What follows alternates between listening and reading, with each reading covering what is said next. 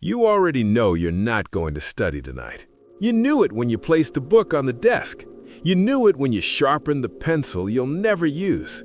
You knew it when you made the tea, adjusted the lamp, opened the window for fresh air. Every ritual, every preparation, a performance for an audience of one, and even you stopped believing it. This isn't a productivity problem. This isn't about finding the right system, the right playlist, the right app. This is something older, something quieter, something you've been refusing to name. You are afraid of your own potential, and the open book is just the mirror you keep tilting away from your face. Think about last night. You sat down, the book was there, the intention was real, or at least it felt real. And then your phone buzzed, or it didn't buzz and you checked it anyway. And somewhere between the first scroll and the third, an hour passed. You looked back at the page, same paragraph, same words. You hadn't moved, but something in you had shifted. Something had quietly surrendered, and you let it go without a fight. You whispered, "I'll start properly tomorrow," and felt almost peaceful saying it. That peace, that's the danger. That's not rest. That's the feeling of a person slowly accepting a smaller life. This is your routine prison. And the terrifying part? You decorated it yourself. Here's the psychological truth that nobody in your life will say to your face. You are not avoiding studying. You are avoiding the moment you sit down, truly engage, and discover exactly how much you don't know. Because not knowing, while believing you could know if you just tried, that is a comfortable place to live. It protects your self-image. It keeps the dream alive without the risk of testing it. The open book is not laziness. It is a carefully constructed shield against the possibility of your own mediocrity. And that possibility terrifies you more than failure ever could. Because failure has an explanation. Mediocrity after full effort has none. So you keep the book open. You keep the intention floating. You stay in the space between starting and not starting, because that space is the only place where you are still technically capable of everything. Feeling stuck in 2026 isn't just a phrase people hashtag.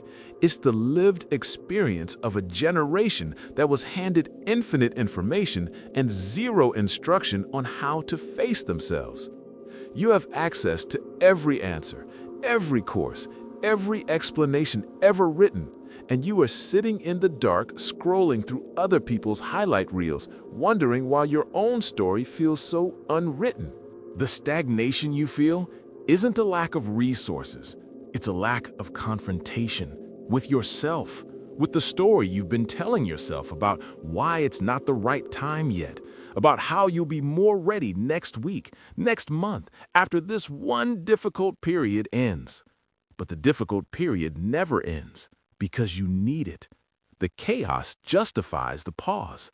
The busyness becomes the alibi.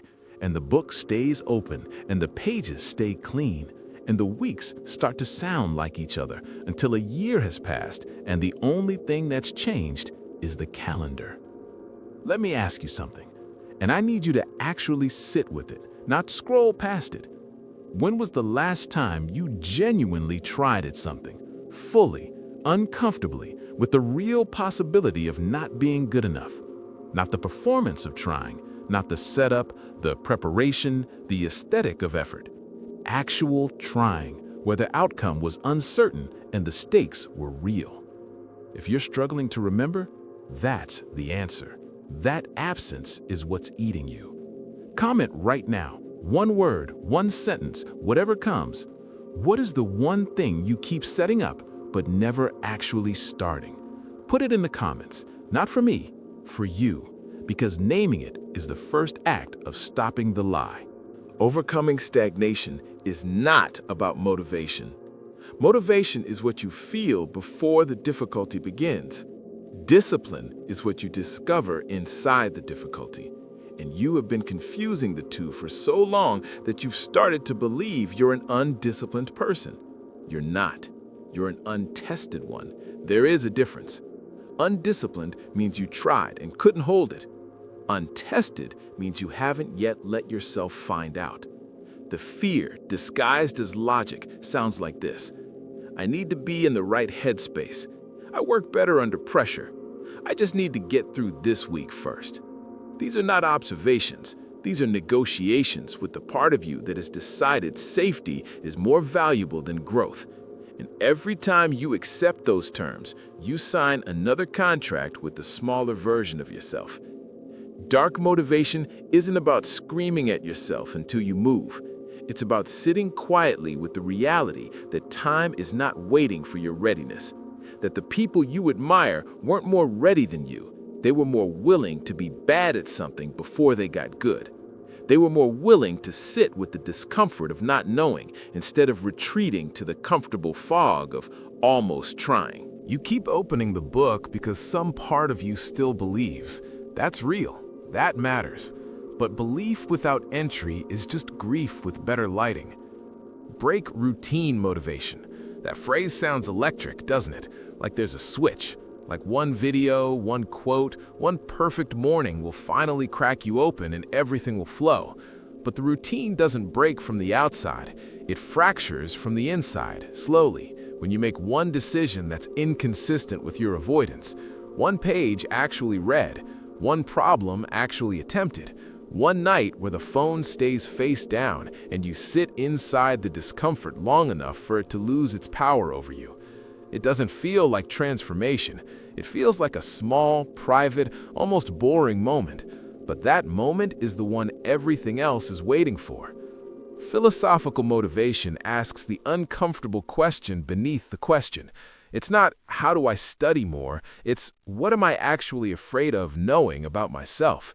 It's not, why can't I focus? It's, what would I have to stop pretending if I actually showed up fully? The book is open. It has always been open.